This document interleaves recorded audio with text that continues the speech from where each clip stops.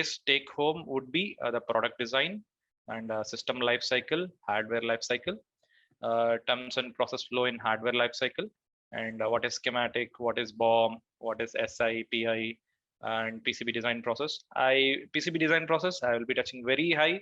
Okay, we have the expertise or subject matter experts from PCB design, so they will be taking in depth. But I'm just touching up so that this will be like a intro for you, and some of the commonly used tools. Okay, there are so many tools, but I have just listed which have come to my thought. Okay, anyhow, if at all, when we discussing about this slide, we'll emphasize what and all tools are there. Okay, and domain and practices, and overview of regulatory standard. And apart from this, I have just included a very first slide. Okay, so the component engineer. Sorry. So roles and responsibilities, and what are the career options that you have in hardware. Okay, so you are able to see, right? So I have listed out some of the typical designations or roles that you find. Okay, so when I say component engineer, okay, the person will be responsible for selecting the components, okay, and assisting the hardware designers in selecting the components like resistor, capacitor. It's not limited to resistor, capacitor, or IC. Okay, based on the requirement, component engineer will be assisting the hardware engineers in selecting the components, and role is not limited to component selection. So they will be taking care of end of life. Okay, let's say if a component has, if a manufacturer has declared end of life, okay, that he's no more going to produce chips. Okay, so component engineer will be keep tracking of these things. And next is hardware design, hardware board design engineer. Okay, so hardware board design engineer, it's not just limited to hardware alone. So hardware design, he do interact with all these people who are listed out here. So rest of the 8 people over here. Okay, and systems design engineer, and even systems engineer is bit the systems engineer, design engineer is like, he takes care of everything. He or she takes care of everything, right from hardware, firmware, software, and application software, the mechanical part, and the certification, all those things. Okay, and PC layout design engineer, who takes care of PCB print creation and PCB placement, component placement, routing, and Gerber releases, all these things. Okay, it's not just limited to these things which I have emphasized here. So detailed session will be taken by the respective people over here. Okay, and signal integrity and power integrity engineer. So they will be performing the simulation and assisting the hardware design engineers, and to get a good layout, good product in terms of signal quality and power quality. Okay, so same way. And coming to firmware engineer and software engineer, the reason why I included firmware engineer, the electronics domain. So firmware engineer, software engineer is a generic term. Okay, so it can be an application software, but firmware engineer, he will be closely working with the hardware. Okay, so he will be getting his hands dirt by touching the boards. Okay, because he or she will be writing the code like some kind of software, and loading it into the processor or the controller and getting the things run. Okay, so they also need to have some understanding on the electronics design as well. Okay, so and software maybe a level above it, but it's okay. And coming to VLSI IC design, okay, so we have a physical circuit design engineer who will be taking care of, so like how you do it, how you do the circuit on the PCB. Okay, the physical circuit design engineer, just based on my experience, okay, he will be taking care of how the circuits will be integrated on the ICs. Okay, so and RTL, okay, RTL, ASIC, and FPGA design engineer. Okay, and ASIC verification and validation engineer. There are still so many roles as part of VLSI design. Okay, but just whatever I have come across and whomever I have interacted, I have listed. So these are, and firmware and software test engineer and product certification engineer, I will emphasize more once we get into further slides. Okay, Thank you. So I'll be proceeding to next slide. Okay, thank you. Okay, so you are able to see my full screen, I guess. Is there anything adding some kind of not, yeah, great. Yeah. So let me start with the understanding the product design. Okay, so let's take an example of a mobile phone. Okay, so sorry, I have kept the very old version of the mobile phones. Okay, um, so whenever you have, okay, so you have an application software where you directly interacting with kind of some kind of a WhatsApp or whatever it is, and firmware and OS operating system, and electronic hardware where the electronic actual core electronics gets into it, and the mechanical housing. Okay, so typically these are the things that any even if you take any design, right, it will be these are the main things, that these are the four things that you get into a hardware or a system. So a point to add here. Okay, so I will be referring it to a system. Okay, going forward, the system in the sense it refers to hardware, and in all the perspective, hardware, firmware, and mechanical. So wherever I will be using this term hardware and hardware and system design in interchangeably. Okay, please don't get confused. Okay, yeah, let me get into the next slide. Okay, so this is the system development life cycle, very simple one, which so it starts with a requirement, and next it gets into architecture, design and development, verification and validation, support and service. Let me quickly brief about these topics. Okay, requirements. So if at all, if I have to design a mobile phone or anything else, okay, any system, so I need to know what is the requirement. Okay, is it a touch screen based, or is it a keypad based? Okay, what kind of expectation is there? Okay, so like what do you require in a phone? Okay, you need a touch one, and you need a front camera, and you definitely need a high resolution camera on the back side, and you need to receive the calls.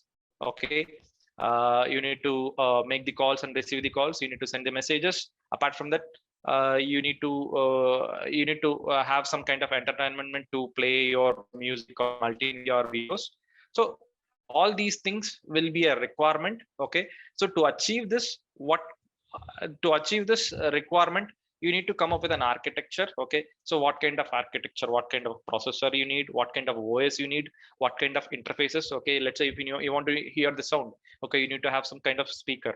And if at all, if you want to record, or when you speak, your voice has to be converted into electronic signals. Okay, you need to have a mic. Okay, so all this so all these things will be decided at the architecture phase. And coming to design and development, how you design it. Okay, so what kind of processor you are using, and what kind of interfaces that you are going to use, and how you are going to interact your software and hardware, firmware and hardware. So these are the things, design and development. So once after this, verification, validation. So once you design your product, so definitely you need to test it. Okay, test it, verifying whether you are meeting your design requirements, or what are the initial requirements. So you do verify and validate. Okay, yes, it is good. Whatever I have designed, what are the intended design has been met. So all my requirements has been met. So these are the things that gets covered in verification and validation. And support and service. Obviously, once you launch your product into the field, okay, definitely you need to have a kind of support, customer support and service. Maybe for mobile phones, maybe service might be like a repair kind of thing.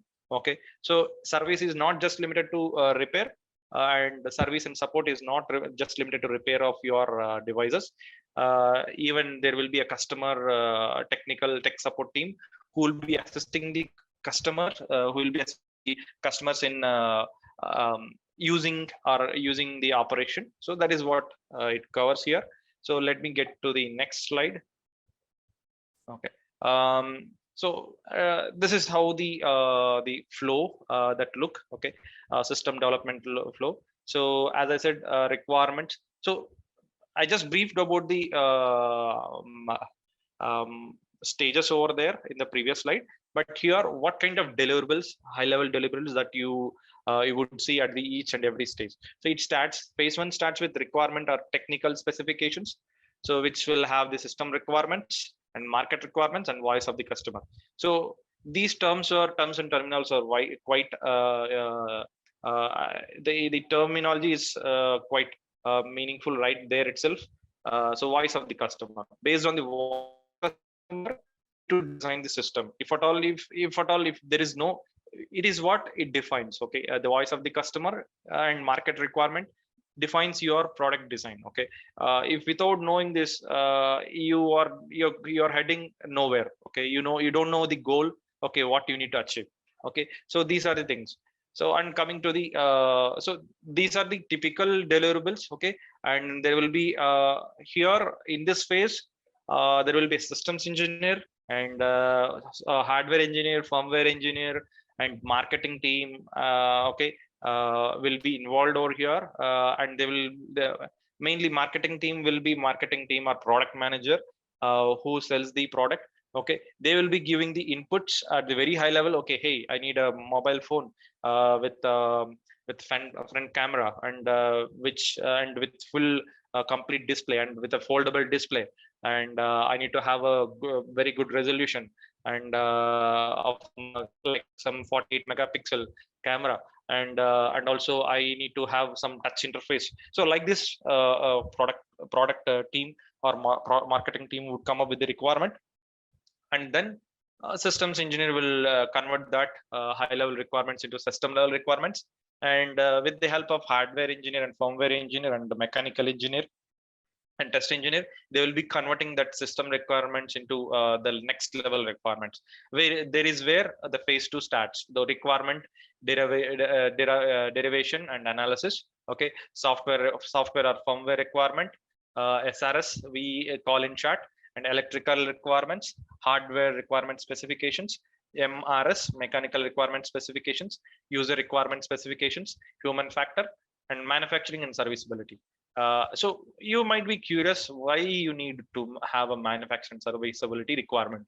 So it's, if you have some kind of a design, okay, so it should not just go with an imagination. You should keep the point, keep this in your point that okay, whatever you design, okay, it should be manufacturable. Okay, if you are using if you have designed a complex circuit which and on a very dense board, okay, so the manufacturability point of manufacturability comes comes into the picture, like how soon how good you can manufacture without any fallout of the units. Okay, and because if you design a system and when you are manufacturing, so if manufacturing team finds it difficult to manufacture because of the complexity of your design, okay, so that would definitely lead to some kind of wastage of your material during manufacturing, and then you will not be seeing a profit over there. So, and same way the serviceability. Okay, how you service the device. Okay, so if you just this is okay, if there is no service, if your system is very hard to service, or if it is your system is not user friendly to service the device, then obviously this would impact the customer usage. Okay, and customer might not prefer your devices. Okay, so it's not just your mobile phone. So hardware refers to everything which you design. And let's take a mouse as well. Mouse, your laptop, and your PLC controllers. Okay, and your displays, your TVs, like that. Okay, and coming to the next phase, architecture phase.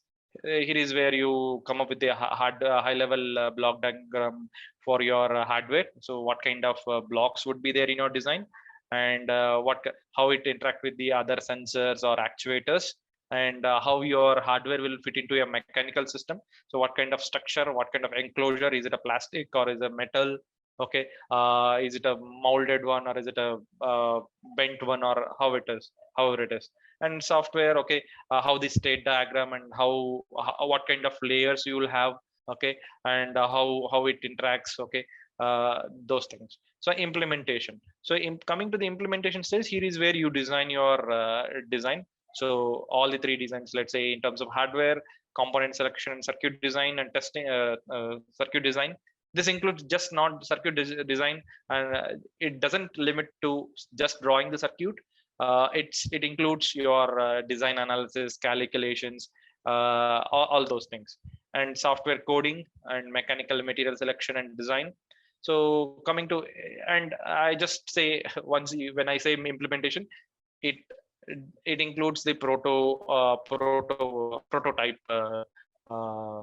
protection also. Okay, and coming to the verification, here is where you test your product, whether you're meeting your design requirements or not, and you validate, yes, it is good to go. Okay, and phase 6, sorry, so there is some typo here.